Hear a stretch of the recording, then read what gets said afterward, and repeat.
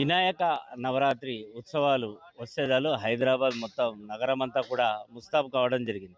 ప్రతి ఒక్కరి చూపు కూడా అటు సిటీ వైపు ఉంటుంది. కారణం గల్లీ గల్లీలో కొలువుదీరిన మండపాలలో గణనాథుడి వ్యవహారాలకు సంబంధించి రకరకాల వివిధ ఆకృతులను ఈ గణపతులు ఏర్పాటు చేయడం జనాలను ఎంతో చేయడం జరుగుతుంది. అందులో భాగంగానే గణపతులు హైదరాబాద్ అంటే గుర్తుకొచ్చేవి రెండే. ఒకటి ఖైరతాబాద్, రెండోది బాలాపూర్. ఖైరతాబాద్ ఏదైతే హైట్లో ఖైరతాబాద్ ఫేమస్, సాక్షాత్తు భగవత్ స్వరూపమే అక్కడ నిలబడిందా అనే రూపంలో ఆ ఖైరతాబాద్ విగ్రహాన్ని అక్కడ నెలకొల్పడం అనేది ఆనవాయితీగా వస్తుంది. ఇక బాలాపూర్ అనే విషయానికి వస్తే లడ్డు చాలా ఫేమస్. ఈ లడ్డు దక్కించుకునేందుకు కేవలం ఒక తెలంగాణ ప్రాంతం నుంచే కాదు, రాష్ట్రం అలాగే వివిధ ప్రాంతాలు దేశ విదేశాల నుంచి కూడా చాలామంది ఇక్కడ పోటీ పడడం కూడా జరుగుతుంది. ప్రతి ఏటా కూడా చివరి రోజు ఈ బాలాపూర్ లడ్డు వేలంపాట అయిన తర్వాత ఈ గణపతి లడ్డూను దక్కించుకుంటే ఆ సంవత్సరం మొత్తం వారి ఇంట్లో సిరి సంపదలు తలతూగుతాయని అది ఒక ఆచార వ్యవహారం. అలాగే అనాదిగా వస్తున్న వ్యవహారంలో ఈ లడ్డు వేలంపాట అనేది కొనసాగుతుంది. 1994లో కొలన్ మోహన్ రెడ్డి 450 రూపాయల నుంచి మొదలైన ఈ లడ్డు దాదాపు 1,70,000 గత ఏడాది 2023 1,70,000 వరకు కూడా ఈ లడ్డు వేలంపాట అనేది వెళ్ళింది. ఈసారి దాదాపు 2 లక్షలకు పైగానే ఈ లడ్డు వేలంపాట అనేది పోతుంది అని చెప్పేసి అందరూ భావిస్తున్నారు. కానీ ఇక్కడ వ్యవహారానికి సంబంధించి మనం చూసుకుంటే ఏదైతే ఈ లడ్డు వ్యవహారంలో చాలామంది పోటీ పడుతున్నా కూడా ఏ ఒక్కరికి మాత్రమే ఈ లడ్డు దక్కి అవకాశం ఉంటుంది. అయితే కేవలం లడ్డు అనే కాదు, ఈ బాలాపూర్ విగ్రహం వ్యవహారానికి సంబంధించి కూడా ప్రతిసారి ఒక కొత్తదనాన్ని అనేది ఇక్కడ వీరు ఏర్పాటు చేస్తూ ఉంటారు. ఆ ఏర్పాట్ల వ్యవహారంగా ఈసారి అయోధ్య అనేది ఏదైతే శ్రీరాముడి దేవాలయాన్ని నిర్మితం చేసి శ్రీరాముడి విగ్రహాన్ని ప్రతిష్ఠ చేశారో అదే తరహాలో అచ్చం అయోధ్య తరహాలోనే కళ్ళకు కట్టినట్లు అయోధ్య పోలేని వారంతా కూడా ఈ బాలాపూర్ మండపాన్ని దగ్గరికి వస్తే అచ్చం దాని తరహాలో వివిధ ఆకృతులు ఏవైతే అలంకరణ అనేది ఉందో వాటన్నిటిని కూడా ఇక్కడ ఏర్పాటు చేసి ఆ అలంకరణతో మొత్తం కూడా వీటంతా కూడా సుందరంగా ముస్తాబు చేయడం కూడా జరిగింది. ప్రతి ఏడాది కూడా ఒక కొత్తది అనేది ఏర్పాటు చేస్తూ ఉంటారు. ఆ ఏర్పాట్లో భాగంగానే ఈ 11 రోజుల పాటు విగ్రహానికి ఏదైతే మండపంలో గణనాథుడు ఉంటారో అలాగే ఆ లడ్డు కూడా పూజలు అందుకున్న తర్వాత ఆ పూజల వ్యవహారానికి సంబంధించి అయిన తర్వాతనే చివరి రోజు ఆక్షన్ అనేది ఉంటుంది అని అధికారులు చెప్తున్నారు. గతంలో అందరూ కూడా వచ్చి ఎవరికి వారు పోటీ పడేవారు, కానీ ఈసారి మాత్రం అలా కాదు. ఆన్లైన్ వ్యవహారం అనేది పెట్టాము. ఆన్లైన్లో ముందుగా ఎవరైతే దరఖాస్తు చేస్తారో ఆ దరఖాస్తు వ్యవహారానికి సంబంధించి ఆ లడ్డు వేలంపాట అనేది జరుగుతూ ఉంటుంది అని చెప్తున్నారు. ఇప్పుడు మనం చూడొచ్చు బాలాపూర్ ఏదైతే గణనాథుడిని అనేది ఏర్పాటు చేయడం జరిగిందో మొత్తం అయోధ్య తరహాలో ఈ సెట్టింగ్స్ అనేది ఇక్కడ ఏర్పాటు చేశారు. నిర్వాహకులు చాలా కష్టపడి ఎంతో సుందరంగా దాదాపు నెల రోజుల ముందు నుంచే ఈ విగ్రహం ఏర్పాటు వ్యవహారానికి సంబంధించి నెల రోజుల నుంచే ఈ విగ్రహం కోసం దానికి సంబంధించిన డెకరేషన్ ఏదైతే అనేది ఉంటుందో ఆ విగ్రహం ఏర్పాటు వ్యవహారానికి సంబంధించి కూడా మొత్తం ఆ అధికారులు ఇటు ఈ ఉత్సవ కమిటీ నిర్వాహకులంతా కూడా అంటే కృషి అనేది చేసి దానికి ఒక సుందరమైన రూపాన్ని అనేది తీసుకురావడం కూడా జరుగుతుంది. అలాగే అదే తరహాలో దీంట్లో పోలీసులు కూడా ఏదైతే బందోబస్తు అనేది చాలా విపరీతంగా ఏర్పాటు చేస్తారు. ఎందుకంటే చాలా ఇతర ప్రాంతాల నుంచి రాష్ట్రం నుంచి నలుమూలల నుంచి కూడా ఈ గణనాథుడిని ఇక్కడ చూసేందుకు ఇక్కడికి రావడం కూడా జరుగుతుంది. కాబట్టి ఆ గణనాథుడు చూసేందుకు వచ్చినప్పుడు భక్తుల మధ్యలో తొప్పులాట జరగడం కానీ ఎలాంటి అవాంఛనీయ ఘటనలు జరగకుండా ఎవరికి కూడా ఎలాంటి ఇబ్బంది తలెత్తకుండా ఈ ఏదైతే అంతా కూడా క్యూ సిస్టమ్ ప్రకారం అన్ని ఏర్పాట్లు చేస్తారు. మొత్తం బాలాపూర్ పరిసర ప్రాంతాల్లోతో పాటు మండపం దగ్గర కూడా సీసీ కెమెరాలు అనేవి ఏర్పాటు చేసి ఎప్పటికప్పుడు నిఘా అనేది పర్యవేక్షిస్తారు. ఇప్పుడు మనం ఏదైతే ఈసారి బాలాపూర్ అయోధ్య రామాలయంలో కొలువుదీరిన గణనాథుడు సిద్ధి వినాయకుడిని ఈసారి స్పెషల్గా ధూల్పేట ప్రాంతం నుంచి ఏదైతే ఈ విగ్రహాన్ని తీసుకొస్తారో ఈ శంకు చక్ర గద తర్వాత వీటన్నిటి ఏర్పాట్లు వ్యవహారానికి సంబంధించి కూడా కళ అనేది ఉట్టుపడుతుంది. అంటే సాక్షాత్తు వినాయకుడే ఇక్కడ కూర్చొని ఉన్నాడా ఈసారి అనే విధంగా ఈ విగ్రహాన్ని అనేది దాన్ని చాలా సుందరంగా ఏర్పాటు చేసి వారం రోజుల ముందే ఈ విగ్రహాన్ని ఇక్కడ మండపానికి తీసుకొచ్చిన తర్వాత వాటన్నింటినీ కూడా రేపు ఏదైతే పూజా కార్యక్రమం అంటే వినాయక చవితి అనేది ప్రారంభమవుతుంది. కాబట్టి ఆ విగ్రహాల ఏర్పాటు వ్యవహారానికి సంబంధించి ఈ రేపటి సాయంత్రం వరకు ఈ ఏదైతే ఏర్పాట్లు అనేవి పూర్తి చేస్తారు. ఆ తర్వాత రేపు శాస్త్రోక్తంగా వేద పండితులతోటి పూజా కార్యక్రమం నిర్వహించిన తర్వాత, ఆ తర్వాత సందర్శకులు దీన్ని వీక్షించేందుకు అన్ని ఏర్పాట్లు అనేవి చేసిన తర్వాత ఏదైతే క్యూ పద్ధతిలో ఒకరికొకరు వచ్చి క్యూ పద్ధతిలో ఎలాంటి ఇబ్బంది లేకుండా వారు దర్శనం చేసుకునేలాగా ఏర్పాట్లు అనేవి చేయడం కూడా జరుగుతుంది. ఇక ఈ కార్యక్రమం ఏదైతే ఈ ఉత్సవాల్లో కూడా ఇటు కేవలం ఏదైతే బాలాపూర్ ఉత్సవ కమిటీ కాకుండా మొత్తం గ్రామస్తులు, బాలాపూర్ పరిసర గ్రామస్తులు కూడా చాలా పెద్ద సంఖ్యలో ఇందులో పాల్గొనడం, ఏర్పాట్లలో స్వచ్ఛందంగా వారు కూడా ఏదైతే ఏర్పాట్లు అనేవి చేసి ఆ తర్వాత ఈ ఉత్సవాల వ్యవహారానికి సంబంధించి కూడా అన్ని ఏర్పాట్లు అనేది చేయడం జరుగుతుంది. సో ఆ ఏర్పాట్ల వ్యవహారానికి సంబంధించి కూడా మొత్తం ఇటు ఏదైతే గ్రామస్తుల వ్యవహారానికి సంబంధించి కూడా ఏదైతే వారు స్వచ్ఛందంగా పాల్గొని ఆ తర్వాత ఇక్కడ ఏర్పాట్లలో వాళ్ళు కూడా భాగం పంచుకుంటారు. అలాగే ఎవరికి తగ్గట్టు వారు ఏదైతే విగ్రహానికి అంటే పూజా కార్యక్రమాల వ్యవహారానికి సంబంధించి ఇక కార్యక్రమం అనేది కొనసాగుతూ ఉంటుంది. గత ఏడాది దాదాపు మనం చూసుకుంటే 1,49,07,970 ఈ ఏదైతే ఈ పరిసర ప్రాంతాలు అంటే కేవలం ఈ లడ్డు వేలంపాటలో ఏదైతే వీరికి డబ్బులు వస్తుందో అది కేవలం ఉత్సవ కమిటీ వారు కాకుండా ఈ దేవాలయ వ్యవహారానికి సంబంధించి వాటి కోసం ఖర్చు చేస్తారు. ఈ బాలాపూర్లో ఉన్న హనుమాన్ మందిర్ మరియు లక్ష్మీ గణపతి మందిరం కోసం దాదాపు 28 లక్షల రూపాయలు, అలాగే గణేష్ మండపానికి 130 గజాల స్థలం ఏదైతే ఉందో దానికోసం 66 లక్షల రూపాయలు, అలాగే బాలాపూర్ హై స్కూల్ కోసం 1,45,000 రూపాయలు, వేణుగోపాల దేవాలయం కోసం 1,12,000, అలాగే మహబూబ్ నగర్లో ఏదైతే గత వరదలు అనేవి వచ్చాయో ఆ వరదల్లో ఉన్న వారి సహాయం కోసం 1,00,000 రూపాయలు, ఇలా మల్లన్న దేవాలయం, మాంకాళి దేవాలయం, ఇలా ప్రతి సీసీ కెమెరాలు బాలాపూర్ పరిసర ప్రాంతాల్లో ఈ సీసీ కెమెరాల ఏర్పాటు వ్యవహారానికి సంబంధించి కూడా అన్నీ ఏదైతే వారంతా కూడా ఏదైతే దీన్ని ఈ లడ్డు వేలంపాటలో ఏవైతే డబ్బులు రావడం జరుగుతుందో ఆ డబ్బుల వ్యవహారానికి సంబంధించి వాటన్నింటినీ కూడా బాలాపూర్ అభివృద్ధే కాదు, రాష్ట్రంలో ఏదైనా విపత్కర పరిస్థితులు అనేవి ఏర్పాటు కనుక జరిగితే వాటికి సంబంధించి కూడా వీటిని ఖర్చు చేయడం కూడా జరుగుతుందని ఉత్సవ కమిటీ వ్యక్తులు చెప్తున్నారు.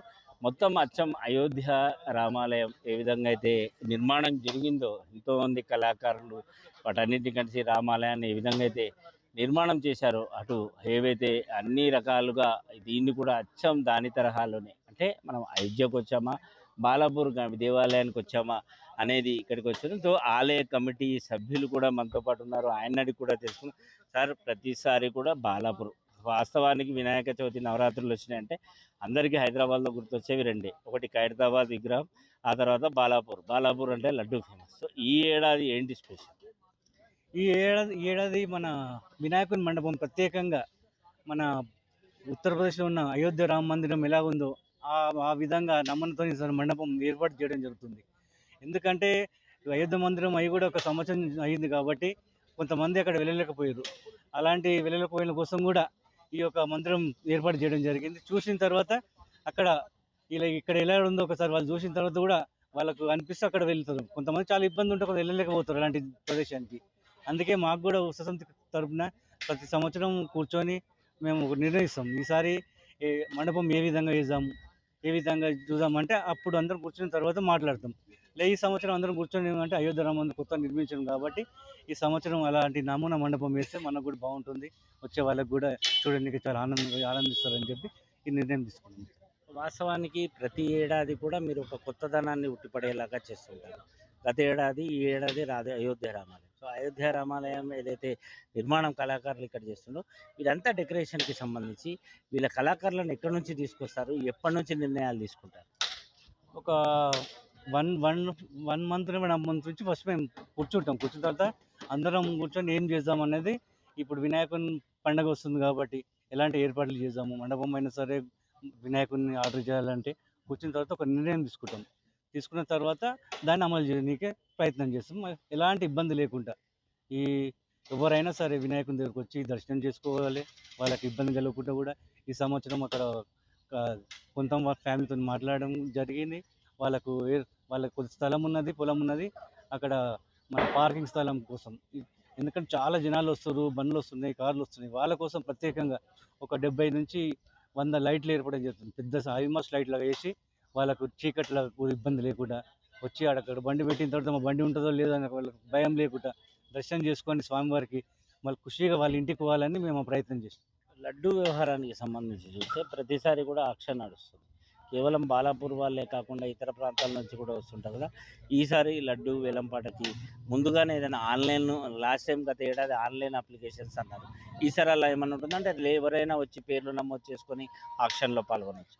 ఆన్లైన్ అనేది మా దగ్గర అంత ఇబ్బంది ఉంటుందండి. ఆన్లైన్ వాళ్ళ పేరు మాత్రం ఫోన్ చేసి నమోదు చేసుకోవచ్చు. కానీ లడ్డు వేలంపాటలో వాళ్ళ వాళ్ళ పేరు చదవాలి, వాళ్ళు పాల్గొనాలంటే గత సంవత్సరం 25 లక్షల రూపాయలు ఏదో లడ్డు వేలంపాటలో పోయిందో వాళ్ళు ప్రతి కంపల్సరీ వచ్చి మా ఉత్సవ సమితి కమిటీలోకి వచ్చి మాట్లాడి 25 లక్షల రూపాయలు డొనేషన్ 25 లక్షల రూపాయలు ఇచ్చిన తర్వాతనే వాళ్ళ పేరు బండే బిఫోర్ డిక్లేర్ చేస్తామండి. ఎవరైనా కానీ పాల్గొనవచ్చు. ఇంకా బాలాపూర్ వాస్తవులైనా సరే, నగర ప్రజలైనా సరే, మన మన తెలంగాణ స్టేట్ ప్రజలైనా సరే ఎవరైనా కానీ ఒక వేలం పాటలు పాల్గొనవచ్చు. దానికి నియమ నిబంధనలు ఏం లేవు. కానీ లాస్ట్ ఇయర్ ఎంత అమౌంట్ అయితే వెళ్ళిందో ఆ అమౌంట్ మాత్రం కంపల్సరీ ఉత్సవ సమితి డిపాజిట్ చేయాలి. ఈ లడ్డు వ్యవహారం సంబంధించి ఎక్కడ తయారవుతుంది, ఎప్పుడు తయారవుతుంది, ఎప్పుడు వస్తుంది ఇక్కడికి? ఈ లడ్డును మా లడ్డు సార్ తాపేశ్వరం మహేష్ గారు చేస్తారండి.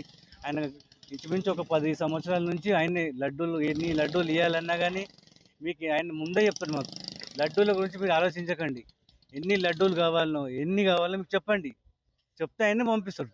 చాలా మంచి వ్యక్తి ఆయన. ఇంచుమించు 10 సంవత్సరాల నుంచి ఆయన ఆధ్వర్యంలోనే ఈ లడ్డు కార్యక్రమం అనేది ఇంచుమించు 100 నుంచి 1000 కిలోల దాకా ఆయన లడ్డు ఇస్తాడు. దాంట్లో మీరు ఏం సంకోచించకని చెప్తాడు. లడ్డు మీకు తీసుకోండి, భగవంతుడు నాకు చాలా కలిగించిండు, ఈ భక్తునికి ప్రసాదం నేను పెట్టించింది, దాంట్లో మీకు ఎలాంటి ఇబ్బంది లేకుండా అడగండి మీరు. అయినా లడ్డు వేలంపాట ఏదైతే మనం లడ్డు వేలంపాటలో లడ్డు పెడతామో దాని కింద వెండి పాత్ర కూడా ఒక 2 కిలోల వెండి పాత్రతో నేను తయారు చేసి ఇస్తాడండి. వాస్తవానికి మీ ఇక్కడ జనాల్లో ఒక ప్రచారం అనేది ఒకటి ఈ మధ్యకాలంలో మొదలైంది. బాలాపూర్ లడ్డు ఆక్షన్ ఏదైతే జరుగుతుందో అది ముందే ఉత్సవ కమిటీ వాళ్ళు కూర్చొని మాట్లాడి కేవలం పేరు కోసమే వాళ్ళ పేర్లు చదివి 1, 2, 3 అనేసి ఒక వ్యక్తిని ముందుగానే నిర్ణయించుకుంటారు. దాన్ని బట్టి కేవలం వాళ్ళు పేర్లు మాత్రమే చదివి ఆ తర్వాత లడ్డు ఎవరికి ఇవ్వాలో వాళ్ళే డిసైడ్ చేసి ఇస్తారు అని చెప్పి జనంలో ప్రచారం నడుస్తుంది. అది ఎంతవరకు వాస్తవం? కమిటీ సభ్యులు కూర్చొని లడ్డు వేలంపాట జరిగే గురించే మాట్లాడుతుంది తప్ప ఈ వ్యక్తికి ముందే నిర్ణయించి వాళ్ళకి ఇవ్వడం అనేది మాత్రం చాలా వేస్ట్ మాటలు, అవి ఉట్టి మాటలు. అలాంటిది ఏముండదండి. భగవంతుడు ఆశీర్వాదం ఎవరికైతే ఉంటుందో ఆ లడ్డు వాళ్ళకు ప్రాప్తి వస్తుంది, వాళ్ళు తీసుకుంటారు అంతే తప్ప ఇప్పుడు 10 మంది 20 మంది వేలం పాటలు పాల్గొంటారు. అందరికైతే మనం లడ్డు అయితే ఇవ్వలేము కదా. లడ్డు అనేది ఒక లడ్డే ఉంటుంది, ఒక్కరికే ఇస్తాం. అది ఎవరికి ఇవ్వాలనేది భగవంతుని ఒక ఆశీర్వాదం ఉంటుందో వాళ్ళకే ఆ లడ్డు చెందుతుంది. గత ఏడాది 27 లక్షల దాకా లడ్డు వేలం పాట వెళ్ళింది. ఈసారి ఎంతవరకు పలికే అవకాశం ఉండొచ్చు అని మీరు భావిస్తున్నారు? గత సంవత్సరము 27 లక్షల రూపాయలు పోయింది. ఈ సంవత్సరం మా కమిటీ సభ్యులకు అందిన సమాచారం ప్రకారం అయితే 30 లక్షల దాకా మేము అనుకుంటున్నాం. కానీ ఎక్కువ కూడా పోవచ్చు. ఎందుకంటే మాకు ఎంత పోతుంది అనేది మాత్రం పెద్ద గెస్ అయితే చేయలేము. లాస్ట్ ఇయర్ కంటే 2-3 లక్షలు ఎక్కువ పోతుంది, మాకు చాలా మంచిగా అనిపిస్తుంది. అంతేగాని 40 లక్షలు 50 లక్షలు అంతా పోతుంది, చాలా ఇబ్బంది అవుతుంది. కాబట్టి ఒక 30 లక్షల దాకా పోతే చాలా మంచిగా ఉంటుంది, అందరికైనా కానీ మంచిగా ఉంటుంది. లడ్డు తీసుకున్న వాళ్ళకు ఎలాంటి ఈ పోటీ ఏదైతే ప్రారంభమైందో ఆ లడ్డు తీసుకున్న వాళ్ళు పోటీ పడతారు కదా, వారికి ఎలాంటి ఇప్పటివరకు మీకు వచ్చుంటే సమాచారం లడ్డు సో ఎలాంటి వాళ్ళకు అభివృద్ధి జరిగింది అలాంటివి? గత సంవత్సరము నందీశ్వర రెడ్డి తీసుకున్నాడు కదా, ఆయన ఇప్పటికి ఉన్నొచ్చాడు మాట్లాడుతుంది అక్కడ. ఆయన లాస్ట్ ఇయర్ తీసుకున్నాడు. ఆయన మాత్రం చెప్పిండు, అన్న మీ లడ్డు తీసుకున్న తర్వాత చాలా మంచిగా జరిగిందని, ఎలాంటి బిజినెస్ చేసినా ఆయన రియల్ ఎస్టేట్ బిజినెస్ చేస్తాడు. తీసుకున్న తర్వాత కూడా నాకు చాలా మంచిగా అనిపించింది. లడ్డు తీసుకున్నాక భగవంతుని ఆయన ఒక ఆశీర్వాదంతో నాకు చాలా మంచి జరుగుతుందని మాతో మాత్రం ఆయన చెప్పడం జరిగింది. గత ఏడాదితో పోల్చుకుంటే ఈసారి ఎంతవరకు జనాలు వచ్చే అవకాశాలు? గత సంవత్సరం 8 నుంచి 10 లక్షల మంది దర్శనంకి వచ్చారు. ఈ సంవత్సరం విపరీతంగా అంత జనాలు వస్తున్నారని మాకు మాత్రం ఇప్పటికే రోజు గణేశుని ఇంకా స్వామివారి పూజ కార్యక్రమం అయితే రేపు 6 గంటలకు జరుగుతుంది. ఇంచుమించు మేము అనుకుంటున్నామంటే లాస్ట్ ఇయర్ 8-10 లక్షలు వచ్చినాయి, సార్ 20 లక్షల మంది వస్తారు. కాబట్టి దానికి బందోబస్తు పోలీసు శాఖ వారు కూడా మాకు చాలా సంప్రదిస్తారు. మీకు ఎలా ఎంతమంది కావాలైనా సరే మీకు బందోబస్తు ఇస్తాం. మీ ఆర్గనైజర్స్ అయినా కానీ మీ కమిటీ సభ్యులు మాకు సహకరించండి, మీకు ఎలాంటి ఇబ్బంది లేకుండా ఈ యొక్క నవరాత్రులు పూజ ఘనంగా చేసుకొని పబ్లిక్ వచ్చే జనాలకైనా సరే భక్తులకైనా కానీ ఎలాంటి ఇబ్బంది లేకుండా అందరం కలిసి కోఆర్డినేషన్ కలిసి చేస్తామండి. మొత్తానికి ఏదైతే బాలాపూర్ లడ్డు వ్యవహారానికి సంబంధించి కూడా ప్రతి ఏడాది తరహా ఈసారి కూడా పోటీ వచ్చే అవకాశం ఉంది అని చెప్పేసి అంటున్నారు. అయితే గత ఏడాది ఏదైతే లడ్డు దక్కించుకున్నారో ఆ లడ్డు దక్కించుకున్న వ్యక్తి కూడా మనతో పాటు ఉన్నారు. ఆయన అడిగి తెలుసుకుందాం మరిన్ని వివరాలు. సార్, గత ఏడాది మీరు లడ్డు అనేది కైవసం చేసుకున్నారు. సో ఎలా ఉంది మీకు ఈ లడ్డు?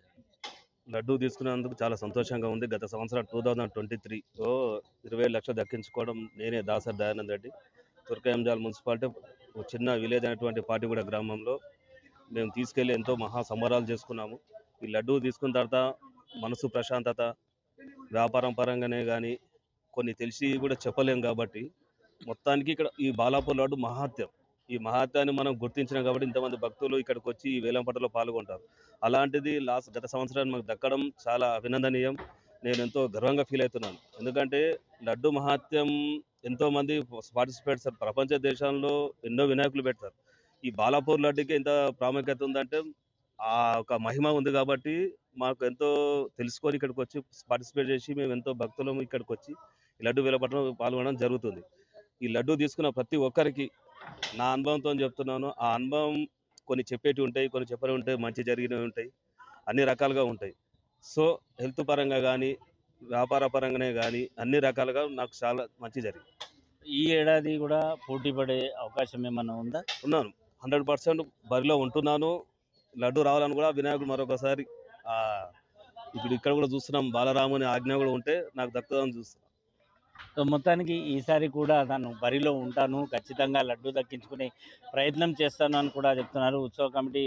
ఏదైతే నిర్వాహకులు కూడా ఈసారి గత ఏడాది కంటే ఈసారి కూడా చాలామంది బరిలో పోటీలో పడే లడ్డు దక్కించుకునే అవకాశం ఉంటుంది. ఎందుకంటే ఎవరైతే లడ్డు దక్కించుకుంటారో వారి కుటుంబం మొత్తం చాలా సుఖశాంతులతో వ్యాపార అభివృద్ధి జరగడమే కాకుండా ఆరోగ్యపరంగా అన్ని రకాలుగా కూడా అభివృద్ధి చెందుతుందని ఇప్పుడు మనం ఏదైతే లడ్డు దక్కించుకున్న ఆయన మాటల్లో వినొచ్చు.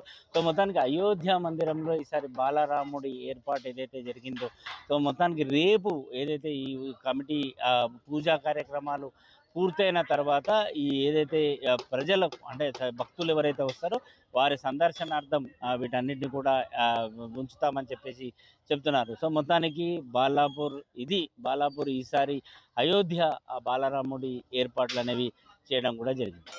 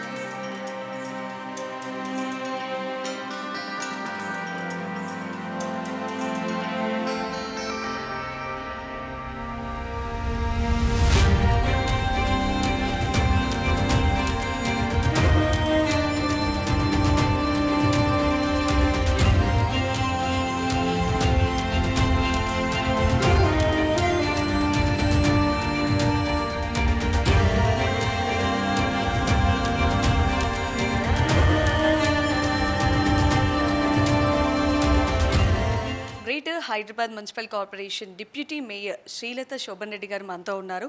సో ప్రతి సంవత్సరం లాగే ఈ ఇయర్ కూడా అవేర్నెస్ అంటే మట్టి వినాయకుల్ని కొనుగోలు చేయాలి అంటూ కూడా ప్రతి ప్రజల్లో కూడా ఇది ఒక అవేర్నెస్ తీసుకురావడానికి అయితే జిహెచ్ఎంసీ నుంచి పంపిణీ కూడా మనం ఈసారి చేయడం జరుగుతుంది. సో ఈ విషయానికి సంబంధించి శ్రీలత గారిని ఒకసారి మనం ఈ వివరాలు ఒకసారి ఎక్కడ పొందొచ్చు కామన్ పీపుల్ అన్న విషయాన్ని ఒకసారి మన వివరాలు కానీ మాట్లాడి తెలుసుకుందాం. నమస్తే మేడం.